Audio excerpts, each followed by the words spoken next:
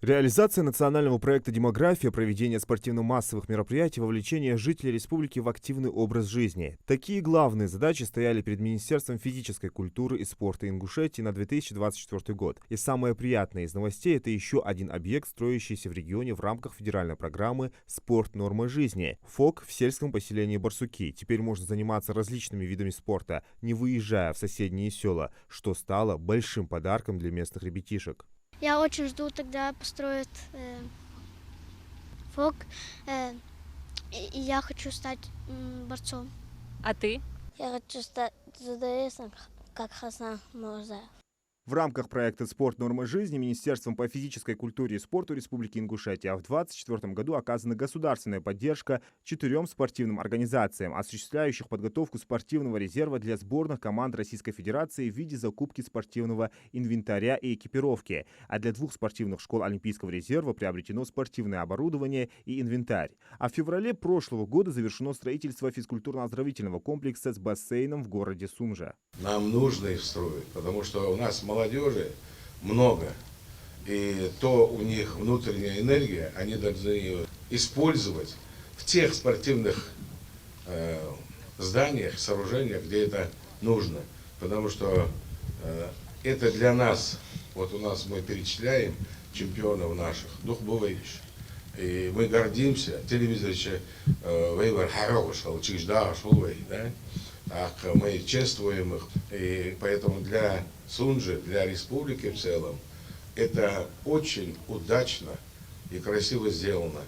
Доля граждан, систематически занимающихся физической культурой и спортом, стремительно растет. Если в 2023 году этот показатель составил 46,8% от общего населения региона, то в прошлом году данный план был перевыполнен и составил 47,3%. Это 228 815 человек. Это результат строительства новых спортивных объектов. Помимо строительства ФОКов, в регионе в рамках федерального проекта «Бизнес-спринт. Я выбираю спорт» в 2024 году произведена закупка и монтаж 2 умных спортивных площадок в городе Сунже и в сельском поселении Троицкое. Глава уделяет большое внимание развитию спорта в регионе, и мы в каждом селе такие площадки намерены делать.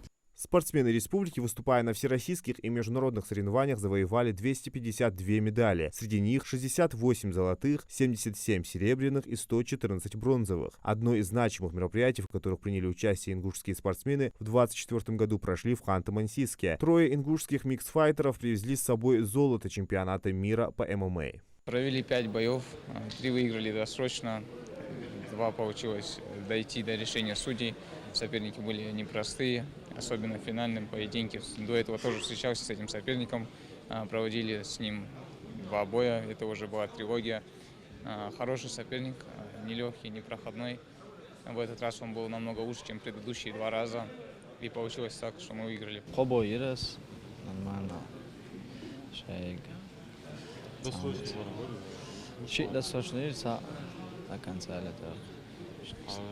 Готовится только одни ваши. Это очень бата. Они готовятся один. Сборщик, да.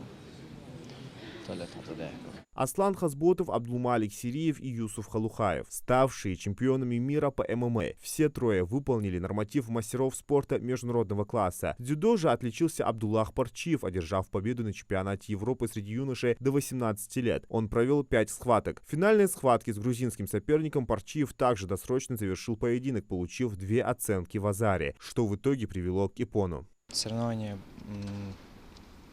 для меня были трудные, так как это первые такие огромные мои международные соревнования.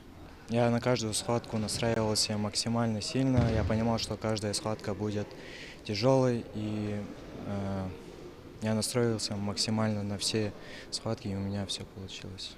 В боксе отличился Хамзат Фаргиев, став в 2024 году победителем первенства России среди юношей до 18 лет. На Европе Хамзат Фаргиев провел 5 боев. В борьбе за золото один за другим были повержены боксеры из Грузии, Азербайджана, Ирландии и Англии. В финале Хамзат победил спортсмена из Болгарии, не оставив сопернику ни единого шанса.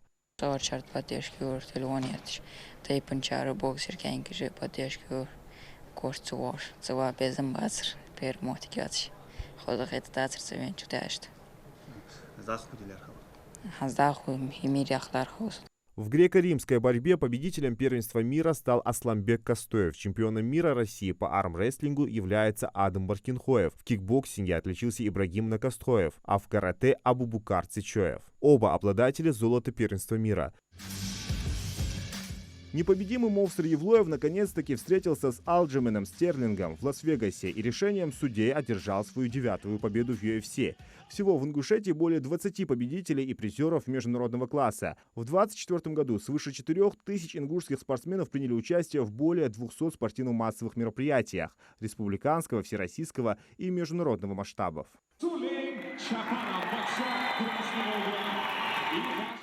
Отличились спортсмены и в игровом виде спорта. Хоккейная команда РЗ из Краснодарского края привезла домой Кубок Достояния, обыграв всех участников турнира. А завершил год второй турнир НФЛ, который собрал более 3000 зрителей. В нем участвовали такие медийные спортсмены, как Руслан Белхароев, Александр Емельяненко, Ибрагим Никархо, Селим Бисултанов и Рашид Гиряев.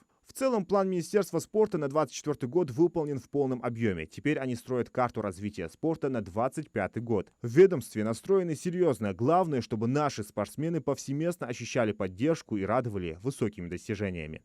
Зелимхан Кылоев, Адам Гулоев, Магаз 24.